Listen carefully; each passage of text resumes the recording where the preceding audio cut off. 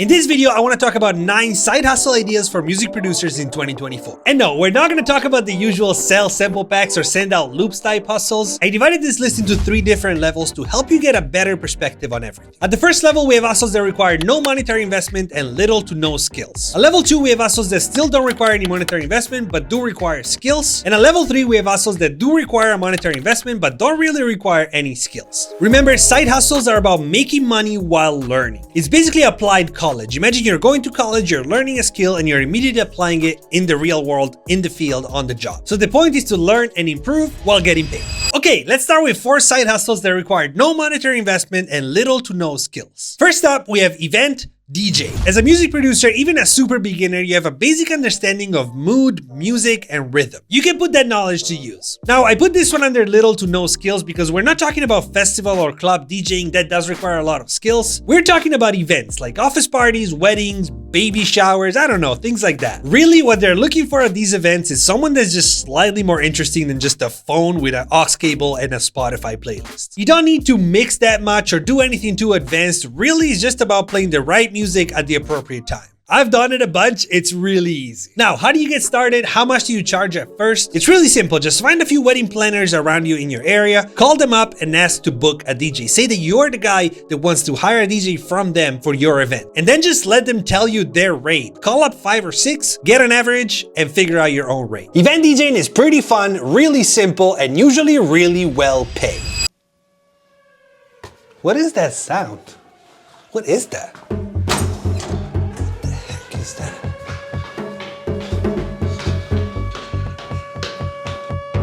What is that? It's coming from in here. What? Oh, that's what it is.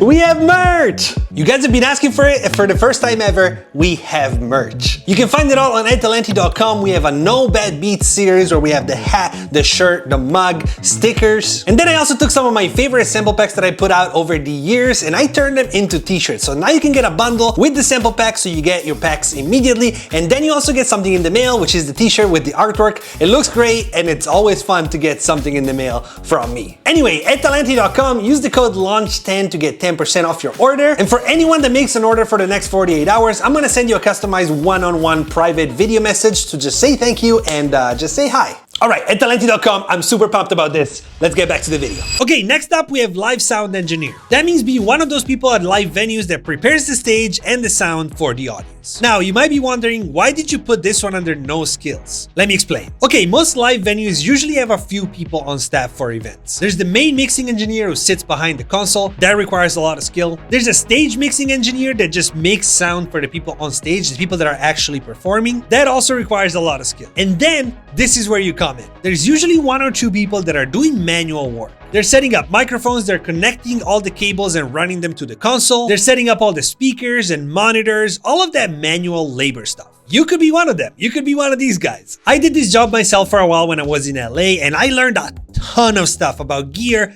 microphone placement, how to deal with people when we're talking about music, which is very, very important for the studio. It's pretty hard work physically, but I remember loving every second of it. And the best part is you don't really need to be in a big city to do this. The chances are that any small local venue, even like a bar, a restaurant, a cafe, anyone that has live music, they need live sound engineers. Okay, at number 3, we have affiliate everything. This is a different one because it's online and you can do it from home. You probably know what affiliate marketing is by now, but just to clarify it, affiliate marketing is when you sell somebody else's product and you get a cut of that sale. For example, and this is not sponsored, if you want to buy any new plugins from Plugin Boutique, I have a link in the description. You click that link, you buy the plugin, you get a discount, and I get a little percentage of the sale. Now, here's something that no one is doing with affiliate links that I think it's really creative. You know, everyone can sign up on the website, get their link, everything is free, anyone can do it. The hard part is that you have to start getting creative on how you're gonna bring people to that link and sell products. Now, here's a story. This is a friend of mine that did this and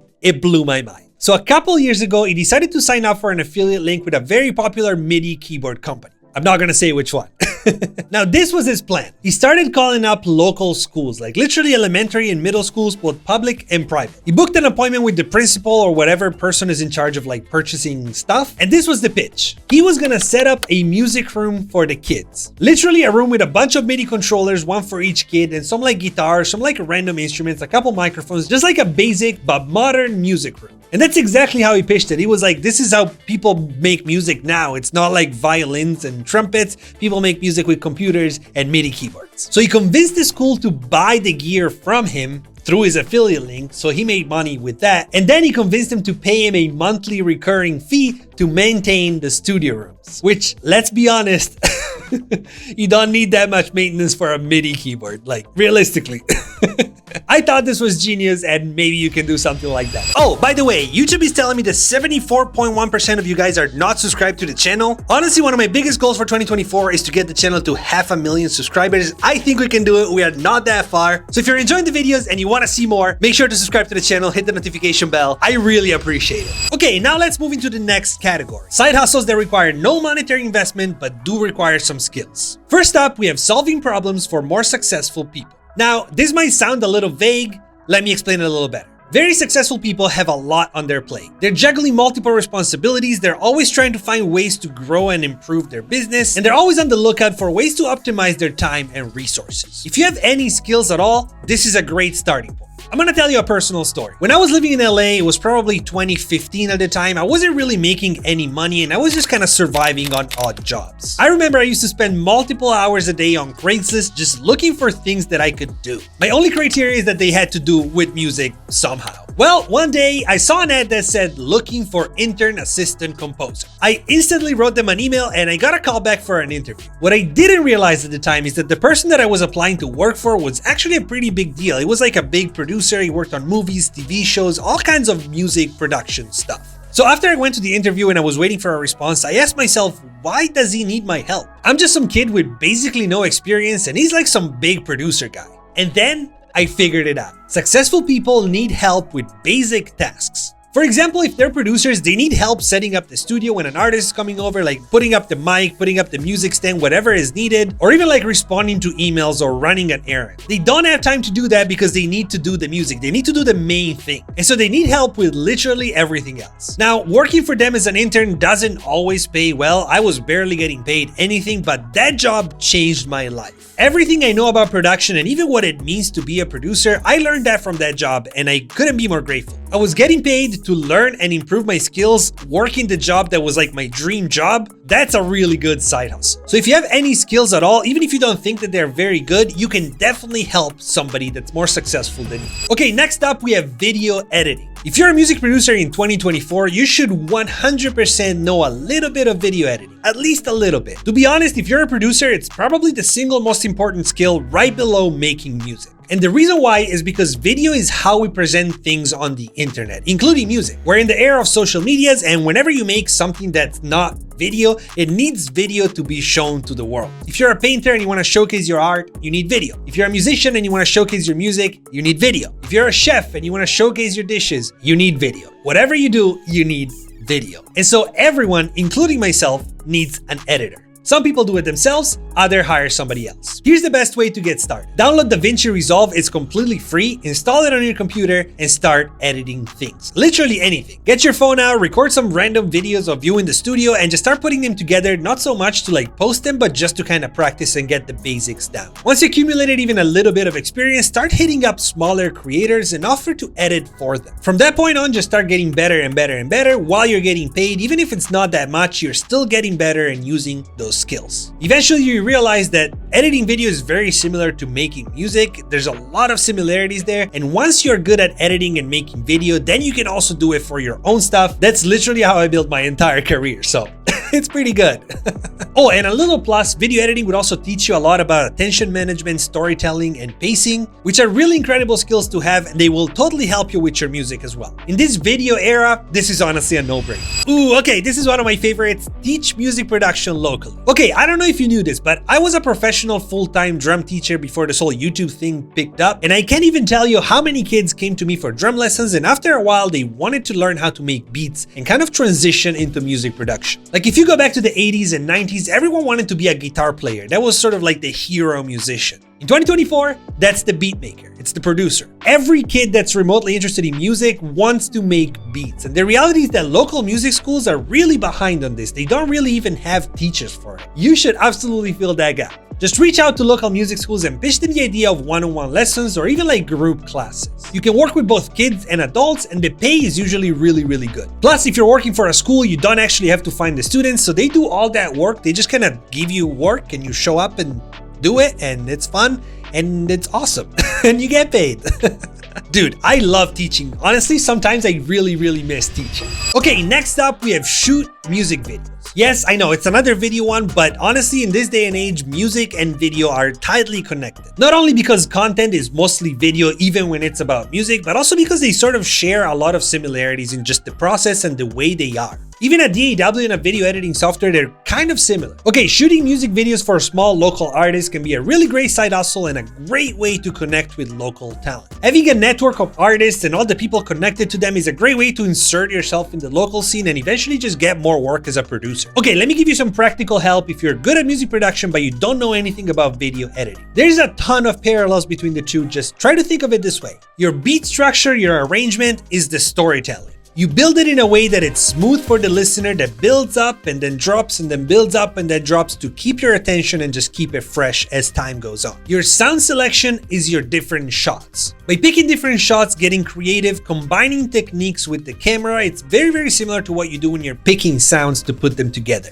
Then of course, editing the video is arranging. It's like you have a loop and then you have to sort of develop it into a full song. Editing is kind of the same thing. You have all these different shots and footage from all different kinds of places, and you have to put together a story that makes sense, that's cohesive, that goes from beginning to end with ins and outs and like everything that you need. And then finally, color grading and effects like graphics like this one. This is your mixing and mastering. You do this at the very end to kind of tie everything together, explain things that need to be explained, just kind of like fix it all up. You can use this framework to start learning how to use videos for whatever. Once you have it down, then reach out to some local artists. All right, now let's move into the final category, side hustles that don't require any particular skills, but they do require a monetary investment. Okay, first up, we have invest in a studio and rent it. So when I say invest in a studio, you might be thinking of something like huge and big and really expensive. That's not what I'm talking about. I'm talking about the equivalent of a home studio, but in a public space. Me and a couple of friends used to do this when we used to play in bands. So we would just rent a room with all the instruments where we would actually need the room to practice. Like that's a room we needed anyway. But you're not really practicing 24 hours a day, right? So you can use that room to rent it out to other bands that don't have a space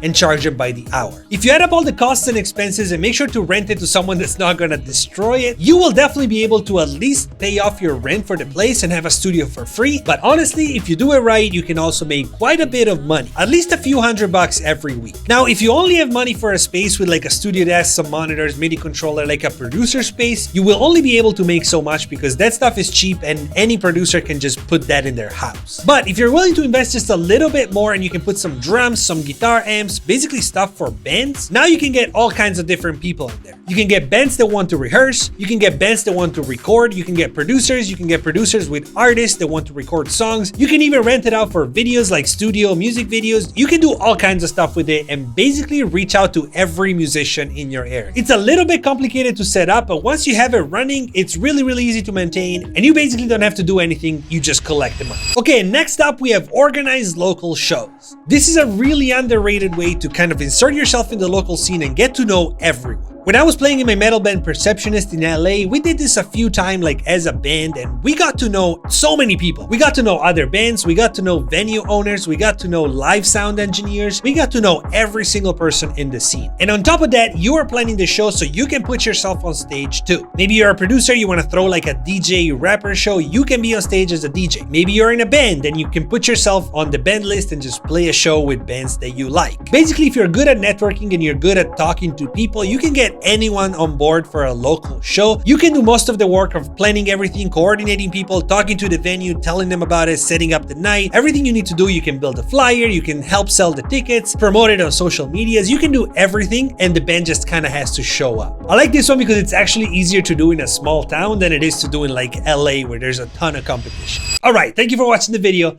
I'll see you on the next one.